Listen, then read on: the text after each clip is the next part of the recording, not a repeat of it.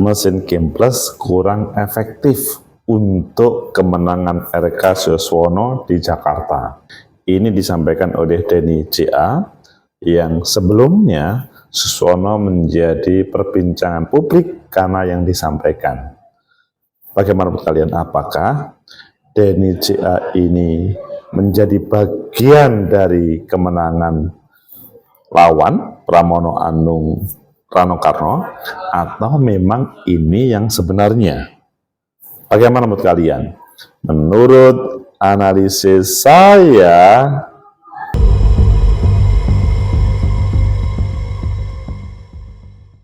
Assalamualaikum warahmatullahi wabarakatuh. Salam sejahtera untuk kita semua.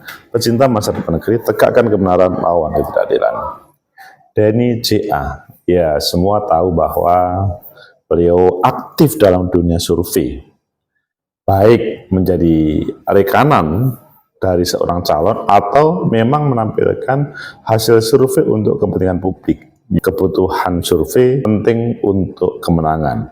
Kemarin menyampaikan mesin Kim Plus itu tidak efektif di Jakarta. RK Suswono yang disupport oleh mesin tidak berpengaruh. Ayo kita baca di beberapa media, selanjutnya nanti kita kupas. Sebenarnya apa yang terjadi? Mengapa Denny CA mengatakan seperti itu? Apakah ini bagian dari kemenangan atau memang yang sebenarnya? Pertama kita baca di Kompas, survei lasi Denny CA, mesin Kim Plus kurang efektif di Jakarta untuk menangkan RK Suswono. Kemudian di CNN Indonesia, isi LSI Denny CA, Kim Plus tak efektif, dukung RK Suswono. Dan yang terakhir adalah di Jawa Pos, Pilkada serentak 2024, persaingan jagoan Kim Plus vs PDI masih sengit. Kalian pilih yang mana? Oke, kita pilih yang Kompas, kita hubungkan dengan yang lain. Survei LSI Denny CA, mesin Kim Plus kurang efektif di Jakarta untuk menangkan RK Suswono. Jakartakompas.com berdasarkan survei terbaru dari Lembaga Survei Indonesia LSI Denny CA, efektivitas koalisi Indonesia Maju Kim Plus dalam mendukung Ridwan Kamil dan Suswono di Jakarta dinilai kurang memadai. Mesin partai Kim Plus kurang efektif di Jakarta, ucap Direktur LSKP LSI Denny CA Sunarso Cipto Harjono dalam keterangan tertulis yang dikutip Kompas pada Jumat kemarin. Jumat hari ini maksudnya. Sunarso menjelaskan bahwa banyak pemilih dari partai-partai dalam koalisi seperti PKS, Golkar, PKB, Demokrat, P3, dan Nasdem cenderung memilih pasangan Pramono Anung dan Rano Karno daripada pasangan yang diusung partai mereka sendiri. Oh, seriuskah ini? Sementara itu untuk PDIP, mayoritas anggotanya justru mendukung pasangan yang diusung partainya, yaitu Pramono Rano. Hal ini menjadi tantangan besar bagi RK dan Suswono untuk mengidentifikasi penyebab mengapa pemilih dari partai pengusung mereka sendiri, yaitu Golkar untuk Ridwan Kamil dan PKS untuk Suswono, lebih banyak memilih Pramono dan Rano Karno.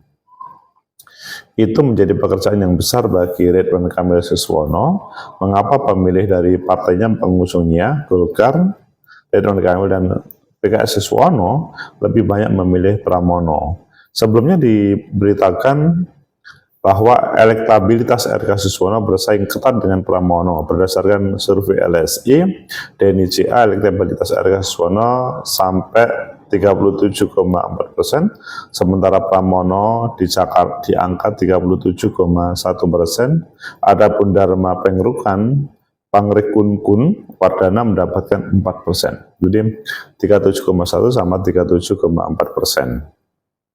Survei ini melibatkan 800 responden yang merupakan warga negara Indonesia di Provinsi DKI Jakarta, Jawa Tengah, dan Jawa Timur pada yang berusia 17 tahun ke atas atau sudah menikah.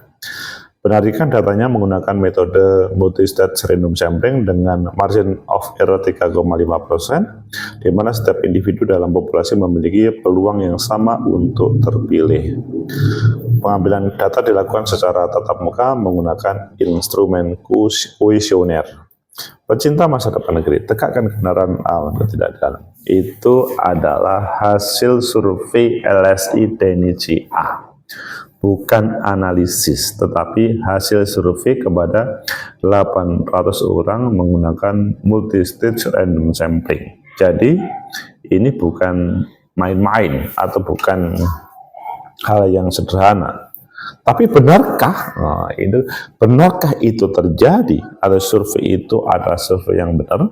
Atau survei yang ini adalah melawan RK Suswono? Menurut analisis saya, pertama, bahwa terkait dengan lembaga survei, siapapun lembaga survei itu diperbolehkan untuk survei.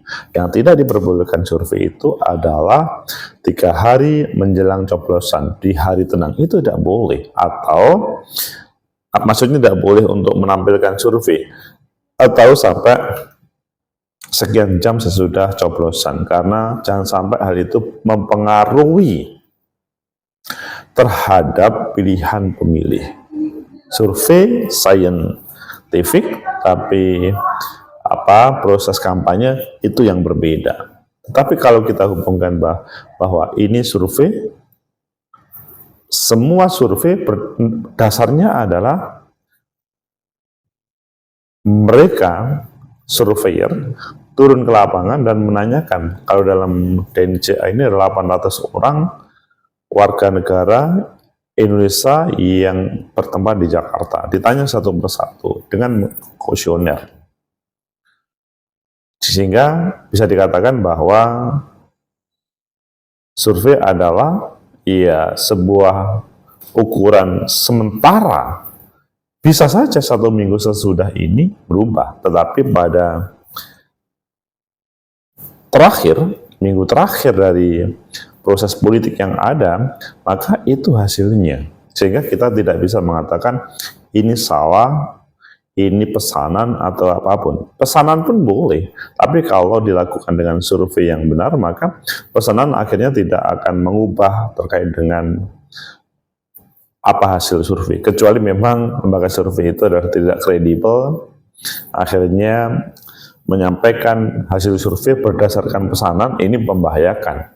Maka lembaga survei seperti ini biasanya tidak bisa bertahan lama, tidak akan dipakai atau tidak punya klien, karena yaitu tadi sudah tahu sebelum survei dilakukan. Kemudian yang kedua, apakah hasil survei yang terjadi di Jakarta bahwa dikatakan sementara ini pemilih dari PKS, atau bahasanya itu adalah pemilih PKS, Golkar, PKB, Demokrat, P3, dan Nasdem itu cenderung memilih pasangan Pramono Anung Rano Karno daripada partai mereka sendiri. PKS, Golkar, PKB, Demokrat, P3, dan Nasdem. Ya, semua adalah partai-partai pengusung RK dan Suswono. Kalau memang ini terjadi, ya ini tentunya hasil survei ya.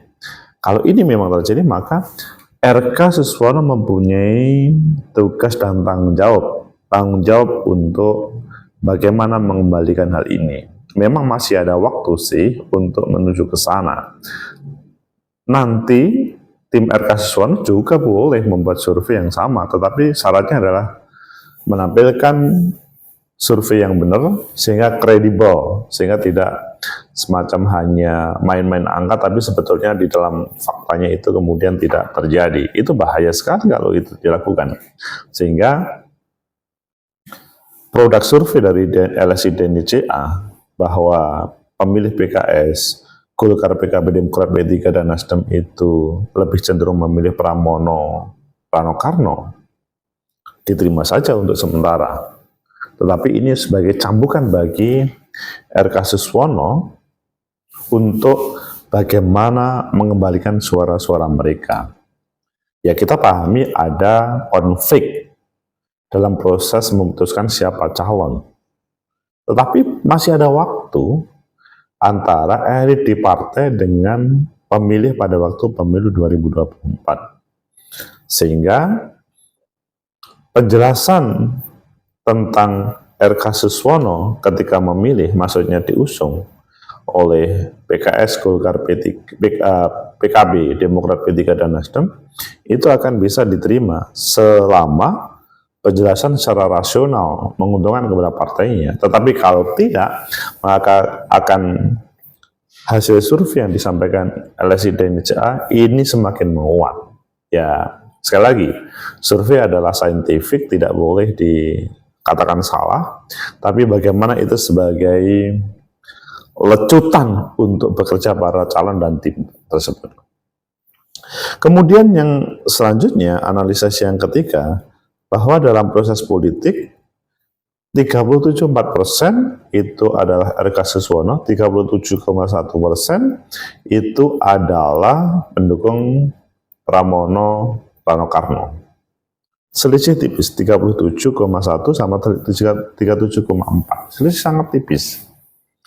Kalau kita melihat komposisi partai politik yang mengusung, seharusnya tidak seperti ini. Tetapi ini faktanya yang hasil survei DNICA seperti pada saat ini seperti itu. Apakah ini bisa berubah? Misalkan RK Suswono lebih tinggi jauh, atau sebaliknya terkait dengan Pramono Anung Rano Karno akan jauh meninggalkan Rano? Sangat mungkin itu terjadi. Tergantung pada masing-masing tim atau calon itu sendiri atau partai-partai itu bekerja, karena semua sangat tergantung pada bagaimana pada masa kampanye mereka semua bekerja secara serius, meyakinkan pada pemilih. Pecinta masyarakat dan negeri, tegakkan kebenaran lawan ketidakadilan. Selanjutnya, siapa yang menjadi pemenang? Memang pada kesempatan ini belum bisa diputuskan siapa pemenangnya karena masih proses panjang. Kalau melihat dari struktur partai yang ada, seharusnya Kim Plus itu menjadi pemenang. Kalau melihat sementara hasil survei, bahwa Kim Plus, maksudnya RK Suswono, itu adalah pemenang.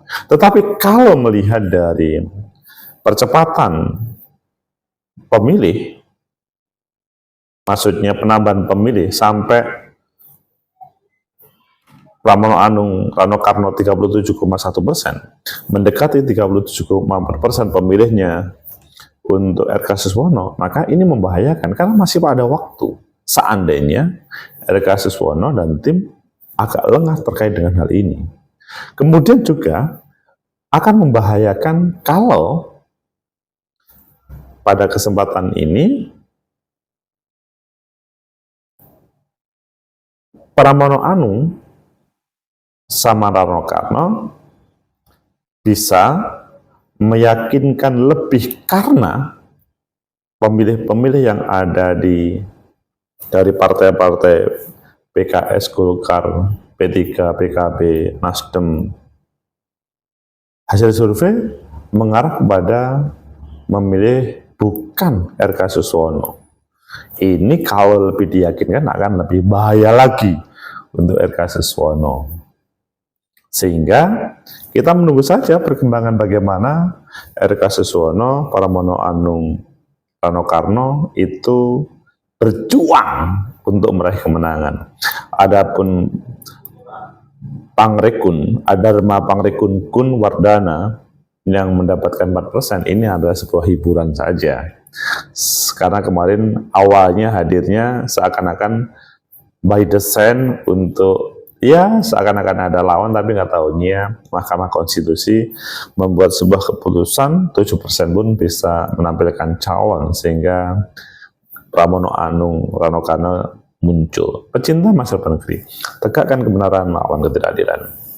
Sementara RK Suswono menjadi pemenang, tetapi kalau abai, lengah, maka Pramono Anung Rano Karno yang akan menjadi pemenang. Karena 37,4 dengan 37,1 itu sangat tipis. Kita lihat perkembangannya. Semoga bermanfaat. Like, subscribe, comment, and share. Sampai jumpa.